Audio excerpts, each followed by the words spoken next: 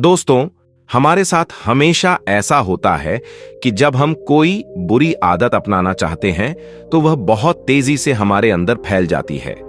लेकिन जब हम इस बुरी आदत को छोड़ना चाहते हैं तो हमें बहुत परेशानी होती है, और जब हम कोई अच्छी आदत अपनाना चाहते हैं तो हमें बहुत परेशानी होती है।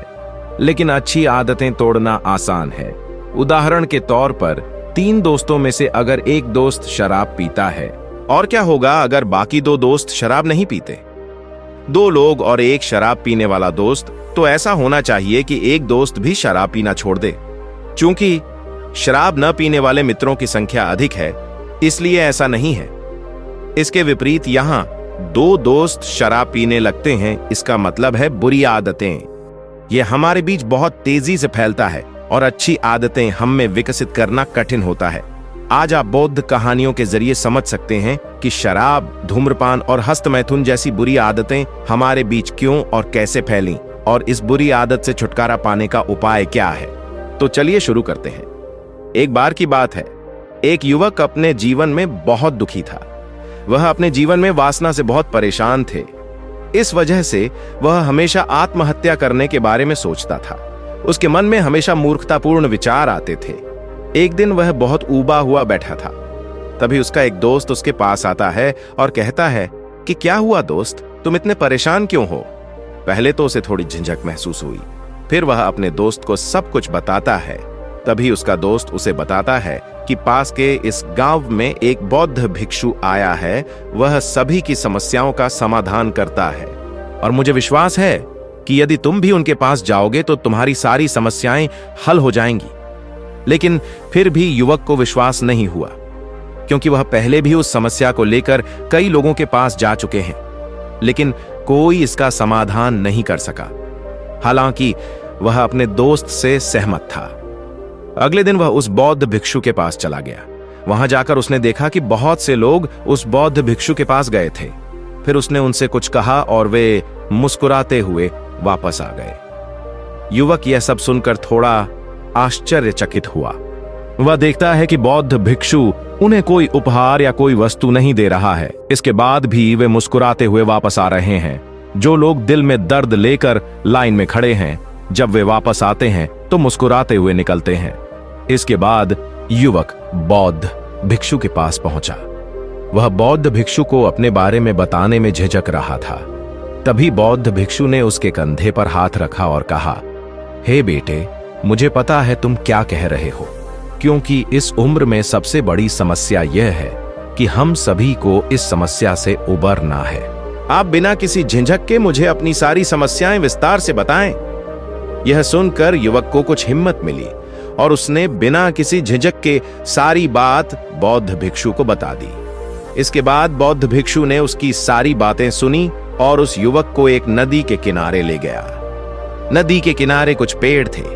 बौद्ध भिक्षु ने कहा, बेटा, क्या तुम सामने घोड़े का पेड़ देख सकते हो? तब युवक ने कहा, हाँ महात्मा, मुझे अश्वत्थ वृक्ष दिखाई दे रहा है। उसके बाद बौद्ध भिक्षु ने कहा, क्या तुम उस पेड़ से गिरते हुए पत्ते देख सकते हो? तब युवक ने कहा, महात्मा, मैं भी उन्हें देख सकता हूं। फिर बौद्ध भिक्षु उस युवक से कहता है कि हम सब पेड़ के पत्तों की तरह हैं। जब हम पेड़ से गिरते हैं तो हमारा कोई नियंत्रण नहीं होता। वे पत्ते अब आप यहां देख सकते हैं, लेकिन जब भी हवा चलेगी तो पत्तियां दूसरी दिशा में दूसरी जगह चली जाएंगी। फिर पत्ते चाहकर भी एक जगह टिक नहीं पाते, क्योंकि उसकी किस्मत में एक जगह रहना नहीं है। एक बार जब ये पत्ते शाख से गिर जाते हैं तो फिर उसकी किस्मत में कहीं नहीं रहना लिखा होता है। इसे कहीं जाना होगा। हवा इसे पूर्व की ओर ले जाएगी, अथवा यह पश्चिम में उत्तर की ओर ले जाएगा, नहीं तो उसे कहीं जाना पड़ेगा। मानव जीवन में ऐसा ही होता है। हम उस शाखा से गिरे हुए पत्ते की तरह हैं, और हमें किसी न किसी दिशा में जाना ही होगा। आपने देखा होगा कि आपका कोई दोस्त शराब या धूम्रपान या किसी अन्य बुरी आदत में लिप्त है। आपको आश्चर्य हो सकता है कि वे सब कैसे खाते हैं, लोग इतने नशे में कैसे हो जाते हैं। लेकिन फिर जब आप अपनी यादों को देखते हैं तो दुख होता है।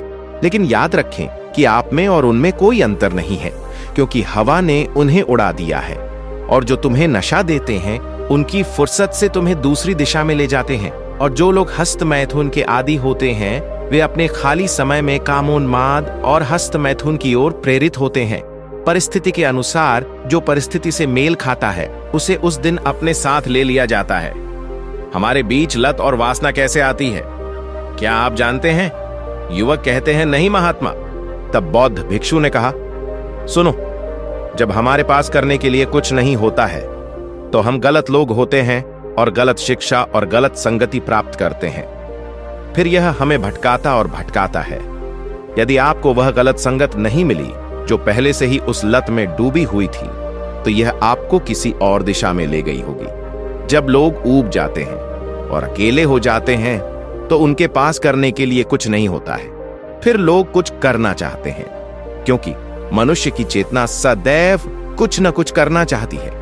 इसलिए उस समय वह कुछ न कुछ करना चाहता है और उस समय जो भी उसके सामने आता है वह उसे अपने साथ ले लेता है और उस समय वह वैसा ही हो गया। तब बौद्ध भिक्षु ने उस युवक से कहा, एक बात हमेशा याद रखना कि हम सभी पेड़ के गिरते हुए पत्तों की तरह हैं। हमें अपनी हवा को एक दिशा में रखते हुए किसी न किसी दिशा में जाना होगा या कोई और, ये चलेगा। लेकिन क्या आप एक पेड़ के एक पत्ते और हमारे बीच का अंतर जानते हैं? वह युवक कहता, हे नहीं महात्मा। बौद्ध भिक्षु ने कहा, अंतर यह है कि एक पत्ता अपनी दिशा स्वयं नहीं चुन सकता, लेकिन प्रकृति ने हमें अपनी दिशा स्वयं चुनने की शक्ति दी है। लेकिन हम रुक नहीं सकते, क्योंकि हमारा शरीर कहीं नहीं टिकता। कहीं रुकेगा, उसे कुछ चाहिए, और अगर उस समय मन की गलत दिशा मिल जाए तो मन गलत दिशा में ही रहता है।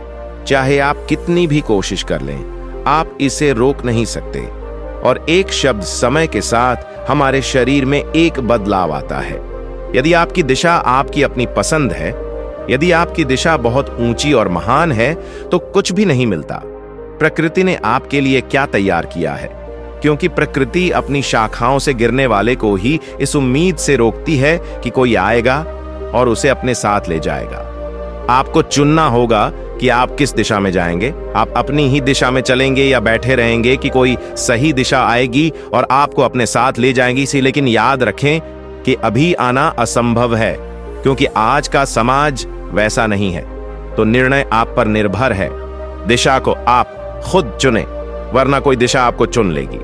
और यदि वह हवा गलत दिशा में बहती है, यदि आप गलत संगति में रहते हैं, तो आप गलत दिशा में चले जाएंगे और तब तुम्हें सही लगेगा। यह सब सुनकर युवक के मन में हंसी फूट पड़ी। फिर युवक ने बौद्ध भिक्षु से कहा, हे महात्मा, आपने मुझे बहुत ही सरल भाषा में बहुत ही सरल तरीके से बहुत गहरा ज्ञान दिया। मैं शायद इसे कभी ठीक से समझ नहीं पाया। फिर उसने बौद्ध भिक्षु को प्रणाम किया और मुस्कुराते हुए वापस आ गया। तो दोस्तों, आप समझ गए होंगे कि हम कैसे किसी गलत काम या किसी बुरे काम या बुरी आदत में शामिल हो जाते हैं और कैसे हम धीरे धीरे बुरी आदतों में डूबते चले जाते हैं और धीरे धीरे खुद को खत्म कर लेते हैं। जहां अगर हम थोड़ी सी कोशिश करें तो हम उस बुरी आदत से बाहर निकल सकते हैं। इस प्रकृति ने हमें शक्ति दी है। हम चाहें तो अपनी दिशा निर्धारित कर सकते हैं और उस रास्ते पर आगे बढ़ सकते हैं। और अगर हम हमेशा अपने लक्ष्य को पाने की लत में डूबे रहेंगे तो कोई भी बुरी आदत, कोई भी बुरी लत हमें विचलित नहीं कर सकती और खत्म नहीं कर सकती। तो दोस्तों, अगर आपको वीडियो पसंद आए तो कृपया इसे लाइक और शेयर करें। और अगर आप ऐसे और भी शैक्षिक वीडियो पाना चाहते हैं तो अभी हमारे चैनल को सब्सक्राइब करें। धन्यवाद।